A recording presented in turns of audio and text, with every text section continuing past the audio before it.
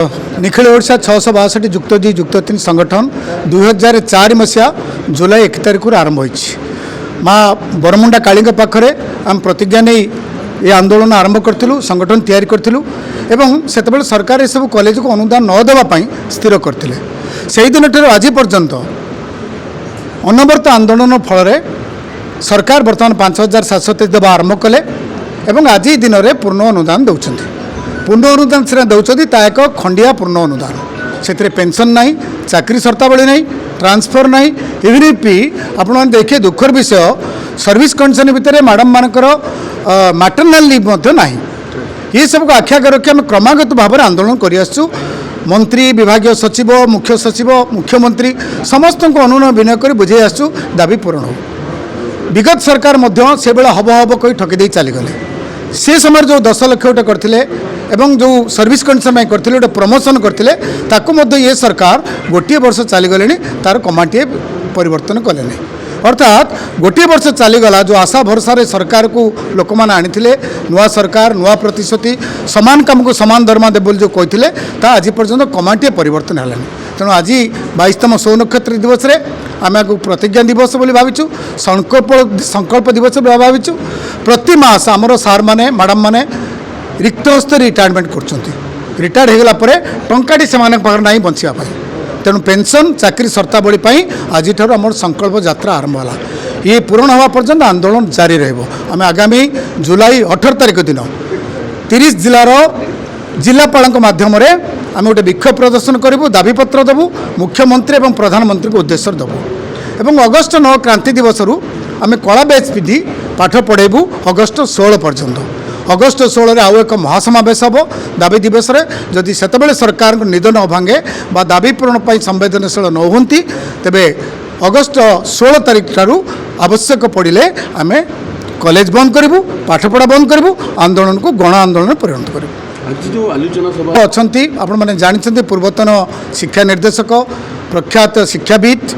doctor Satyakam मिश्र महोदय मुख्य अतिथि भाव अच्छा एवं मुख्य वक्ता भाव अच्छा अन्यतम मुख्य आकर्षण प्रख्यात राजनीति विज्ञान अध्यापक एवं विशिष्ट स्तंभकार एंड सरकारी महाविद्यालय मानकर सभापति world federation vice president doctor Manas Behera मुख्य वक्ता भाव अच्छा आम कमिटर तमाम कर्मकर्ता मान अच्छा सेक्रेटरी द्वय अच्छा डॉक्टर गगन बेहरा जनाब Satapuddin Ahmed and treasurer Ranjan Pradhan vice president Tapan Jena Sangram Mallick Allen पंडा एवं 30 जिलूर समस्ते आज 4-5 जन आसो महाआडंबर पालन करूँ एवं तापर आम प्रतिज्ञा करूँ पेंशन केमी पाइबू तार व्यवस्था करूँ 16 तारिख पर आम यार चूड़ांत निष्पत्ति नब अगस्ट 16 पर्यटन आम बर्तमान आप आंदोलन धारा कहलु आम जिला स्तर आसबू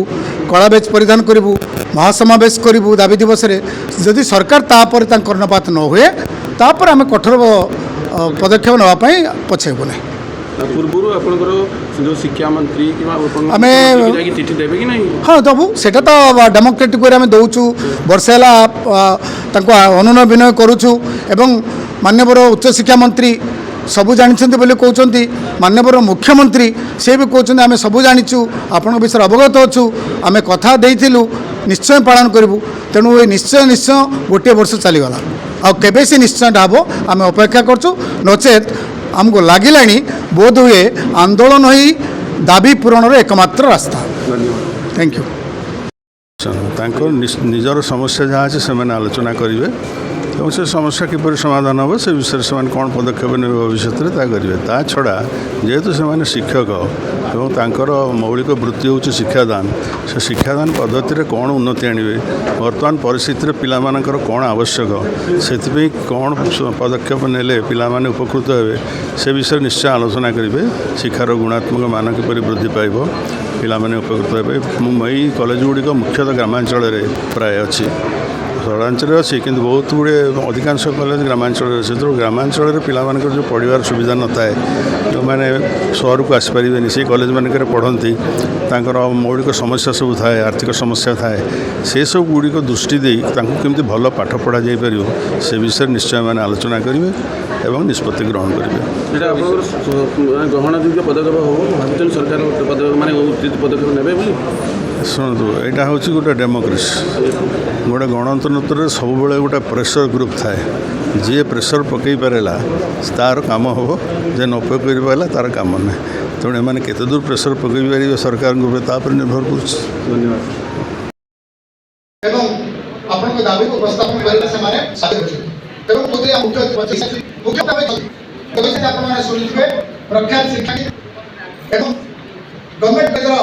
ଆସୋସିଏସନର ସଭାପତି ୱାର୍ଲଡ ଫେଡେରେସନ ଟିଚର ଆସୋସିଏସନର ଉପସଭାପତି ଏବଂ 662 କଲେଜ ସଂଗଠନର ଜଣେ ଦରଦୀ ବନ୍ଧୁ ଯେତେବେଳେ ଆମେ ଆନ୍ଦୋଳନ କରିଛୁ